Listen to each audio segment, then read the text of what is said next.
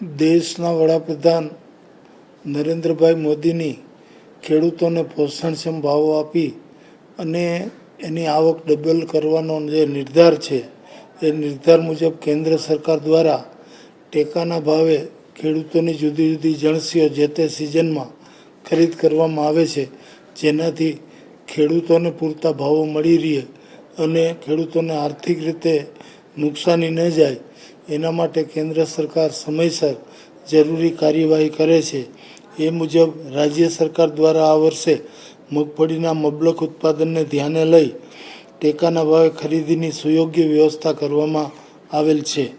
સમગ્ર રાજ્યમાં 160થી વધુ ખરીદ કેન્દ્રો પરથી થનારી આ ખરીદીનો શુભારંભ માનનીય મુખ્યમંત્રી શ્રી ભૂપેન્દ્રભાઈ પટેલના હસ્તે હિંમતનગર ખાતેથી શરૂ કરવામાં આવનાર છે.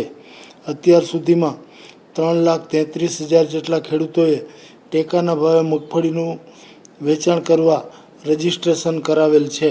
આ તમામ ખેડૂતો પાસેથી ₹1356.60 પ્રતિ 20 કિલોના ભાવે પૂરતા પ્રમાણમાં મગફળી ખરીદવાનું સરકારશ્રી દ્વારા આયોજન કરવામાં આવેલ છે. ખેડૂતોને કોઈ પણ ખોટી અફવાઓ કે વાતોમાં આવ્યા વગર આ યોજનાનો લાભ લેવાની મારી નમ્ર વિનંતી છે. કેન્દ્ર સરકારશ્રીની તાજેતરની જાહેરાત મુજબ એક દિવસમાં એક ખેડૂત પાસેથી વિસ્તાર આધારિત મહત્તમ 4,000 કિલોગ્રામ મગફળીની ખરીદી કરવામાં આવશે.